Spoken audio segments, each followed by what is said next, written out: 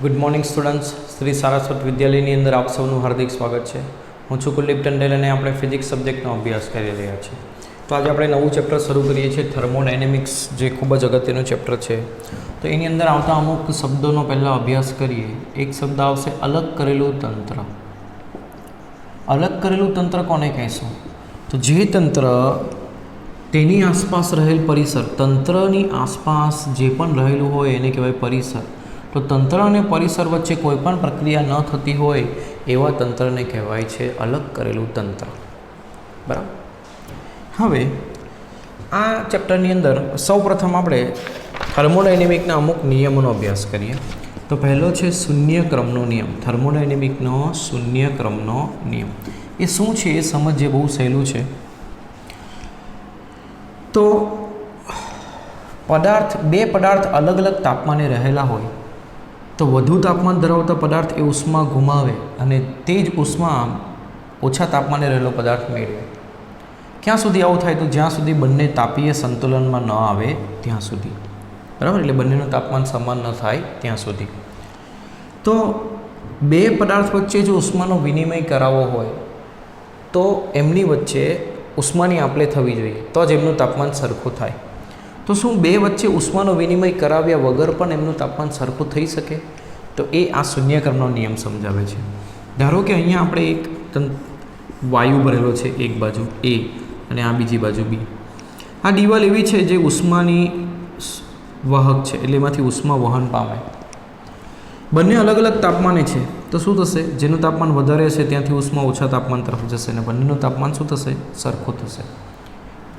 પરંતુ ધારો કે હવે આ બે વાયુને આ રીતે ભરેલા છે, જેમાં વચ્ચેની દિવાલ ઉષ્મા પસાર ન કરી શકે એવી દિવાલ છે, જેમાંથી ઉષ્મા પસાર ન થાય. તો આ વાયુ શું આ બે વાયુનું તાપમાન સમાન થશે? શું તે તાપીય સંતુલનમાં આવશે? તો તેના માટે એમને કોઈ ત્રીજા વાયુ સાથે, એટલે ત્રીજા તંત્ર સાથે તાપીય સંતુલનમાં લાવવું પડશે. એટલે આ પ્રકારની રચના આપણે કરીએ, જે આ દિવાલ જે ખરી એ ઉષ્મા પસાર થશે એવી હશે અને આ ઉષ્માની અવરોધક દિવાલ, એટલે આમાંથી ઉષ્મા પસાર ન થાય એ પ્રકારની હશે. બરાબર. તો શું થશે? એ અને સી વચ્ચે ઉષ્માની આપલે થાય છે, એટલે એ અને સી તાપીય સંતુલનમાં આવશે.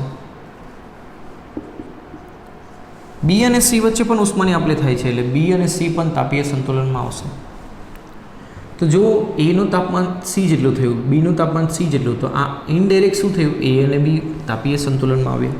આ છે ઉષ્માગતિશાસ્ત્રનો શૂન્યક્રમનો નિયમ, કે જો કોઈ બે અલગ કરેલા તંત્ર કોઈ ત્રીજા તંત્ર સાથે તાપીય સંતુલનમાં હોય તો તે બંને પણ એકબીજા સાથે તાપીય સંતુલનમાં કહેવાશે.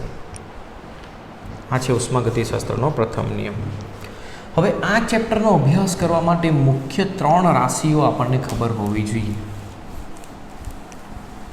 પહેલી રાશિ છે ઉષ્મા.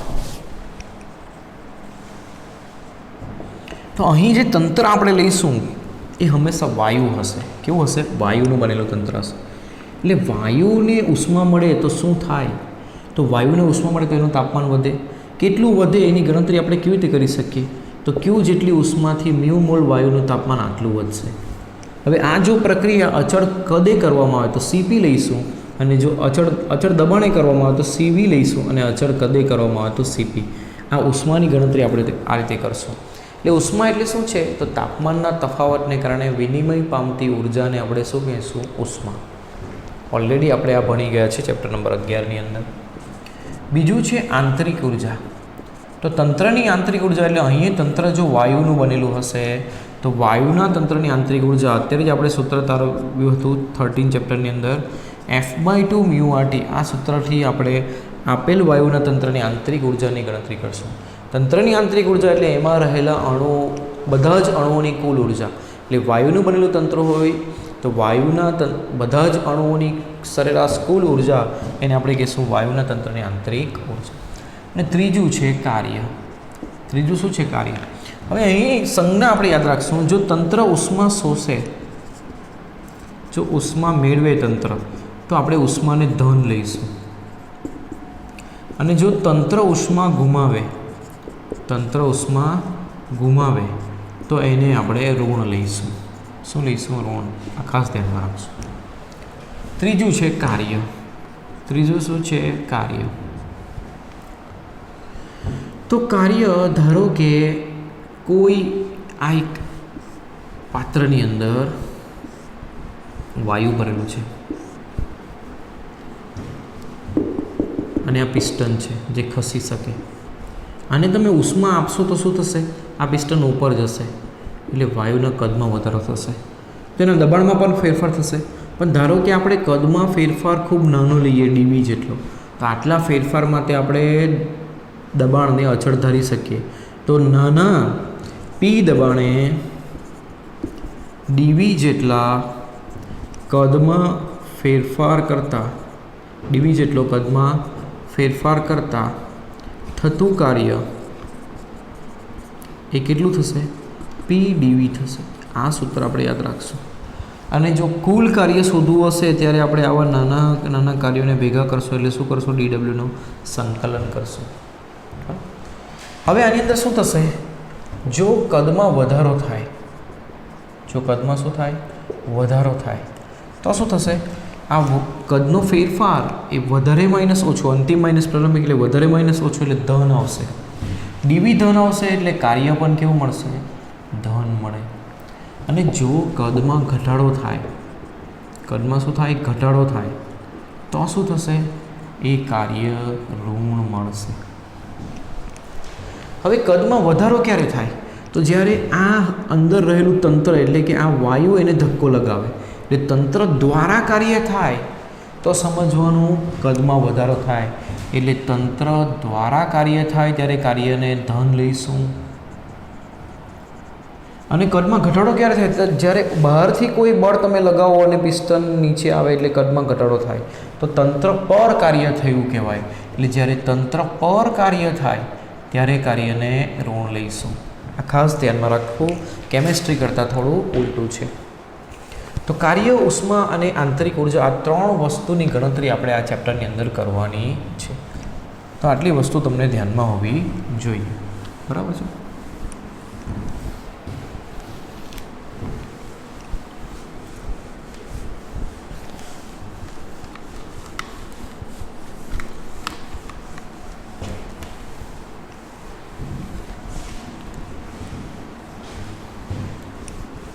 નેક્સ્ટ છે થર્મોડાયનેમિકનો પ્રથમ ક્રમનો નિયમ. તો એ નિયમ શું છે એ સમજીએ. તો ધારો કે અહીં અત્યારે જે આપણે તંત્રની વાત કરી એ તંત્રને ધ્યાનમાં લઈએ. આ પિસ્ટન છે, અહીં વાયુ ભરેલો છે. અહીં ધારો કે બર્નરથી એને ઉર્જા આપીએ, ઉષ્મા ઉર્જા, એટલે ક્યુ જેટલી ઉષ્મા આપણે એને આપી તો શું થશે? એનાથી આ પિસ્ટન ઉપર જશે એટલે ડબલ્યુ જેટલું કાર્ય થશે. શું થશે? ડબલ્યુ જેટલું કાર્ય. અને આ જે વાયુ છે એનું તાપમાન વધશે એટલે એની આંતરિક ઉર્જા વધશે એટલે ક્યુ જેટલી ઉષ્માથી શું થશે? ડબલ્યુ જેટલું કાર્ય થશે ને એની આંતરિક ઉર્જામાં ફેરફાર થશે. તો ક્યુ બરાબર ડબલ્યુ પ્લસ ડેલ્ટા યુ. આને કહેવાય થર્મોડાયનેમિકનો પ્રથમ ક્રમનો નિયમ. ક્યુ તંત્રને આપેલ ઉષ્મા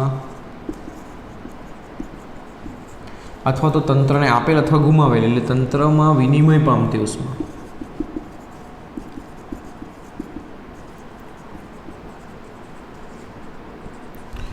ડબલ્યુ તંત્ર દ્વારા થયેલ કાર્ય અને ડેલ્ટા યુ તંત્રની આંતરિક ઉર્જામાં થતો ફેરફાર. એટલે તંત્રની આંતરિક ઉર્જામાં થતો ફેરફાર અને કરેલ કાર્યનો કુલ સરવાળો એ તંત્રને આપેલ ઉષ્મા જેટલો હોય છે. આવું કહી શકાય થર્મોડાયનેમિકનો પ્રથમ ક્રમનો નિયમ. બરાબર.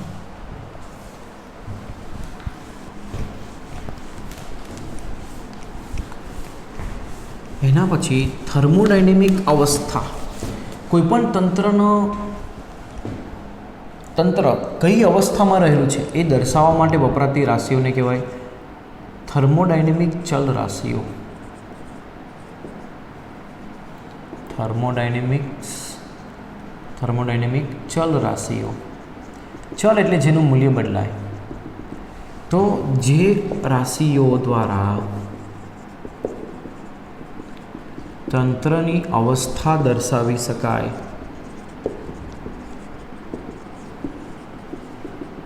તેમને થર્મોડાયનેમિક ચલ રાશિઓ કહે છે. વાયુના તંત્ર માટે આપણે દબાણ, કદ અને તાપમાન એને થર્મોડાયનેમિક ચલ રાશિઓ કહી શકીએ. બીજું છે અવસ્થા સમીકરણ. આ થર્મોડાયનેમિક તંત્ર કઈ અવસ્થામાં રહેલું છે એ દર્શાવતા તંત્રની અવસ્થા દર્શાવતા સમીકરણને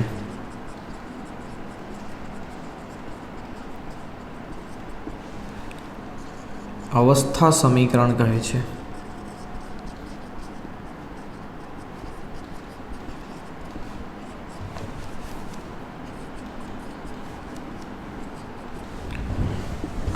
આદર્શ, જેમ કે આદર્શ વાયુ માટે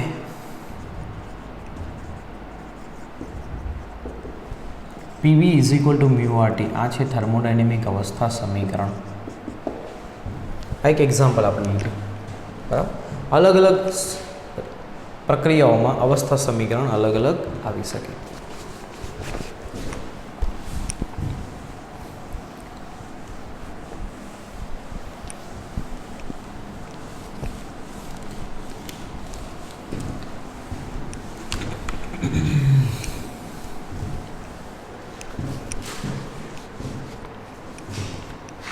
હવે આગળ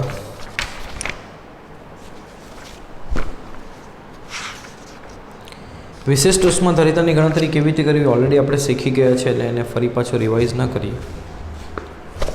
તો વિશિષ્ટ ઉષ્માધારિતાઓ વચ્ચેનો સંબંધ, વિશિષ્ટ ઉષ્માધારિતાઓ CP અને CV વચ્ચેનો સંબંધ, આ બે વચ્ચેનો સંબંધ તારવવું આ ખૂબ જ ઇમ્પોર્ટન્ટ છે. તો થર્મોડાયનેમિકનો પ્રથમ ક્રમનો નિયમ શું કહે?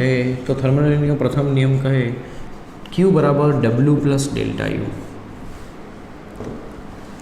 હવે CV શું છે? તો CV એ એકમ તાપમાન, પદાર્થનું તાપમાન એક એકમ બદલવા માટે જરૂરી ઉષ્મા, એટલે Q/ΔT કહી શકાય એને. શું કહી શકાય? Q/ΔT. તો એના માટે આપણે શું કરીએ? અને ΔT વડે ભાગીએ. તો Q/ΔT બરાબર શું થશે? W/ΔT + ΔU/ΔT. હવે આ કયા કેવી રીતે કરવાનું? તો આ અચળ દબાણે કરો. CV શોધવાનું એટલે અચળ કદે કરવાનું. એટલે આ પ્રક્રિયા અચળ કદે કરી છે.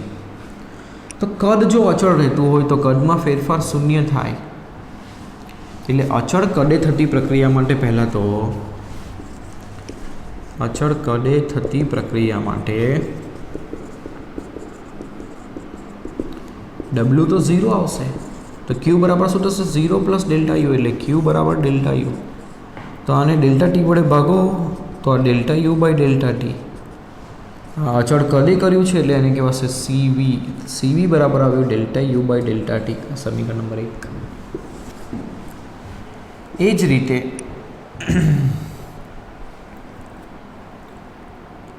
Q બરાબર ફરી પાછું W + ΔU. હવે W બરાબર P∆V લખાશે + ΔU.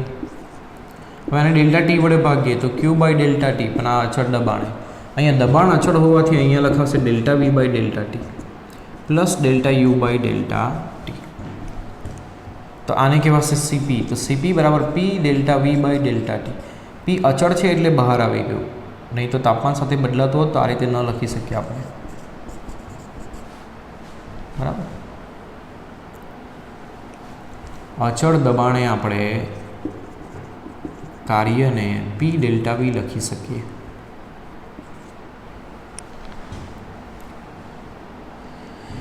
હવે સમીકરણ 1 પરથી ΔU/ΔT બરાબર તો CV છે, માટે CP = P∆U∆V/ΔT બરાબર પ્લસ શું થશે? CV થશે. આ સમીકરણ નંબર 2.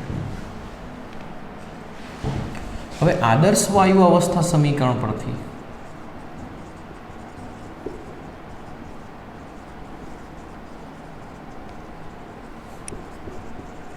પીવી બરાબર શું થશે મ્યુ આર ટી. તો આનો ટીની સાપેક્ષે વિકલન કરીએ અચળ દબાણે. તો દબાણ અચળ એટલે વી પી અચળ ડીવી બાય ડીટી થશે. મ્યુ આર ડીટીનું વિકલન 1 થશે. આના પરથી પી ડીવી બાય ડીટી બરાબર શું થશે મ્યુ આર. શું થશે મ્યુ આર. અને 1 મોલ વાયુ માટે, કારણ કે મોલર વિશિષ્ટ ઉષ્મા 1 મોલ વાયુ માટે હોય એટલે મ્યુ બરાબર 1, તો પી ડીવી બાય ડીટી બરાબર શું થશે આર થશે. તો સમીકરણ 2 પરથી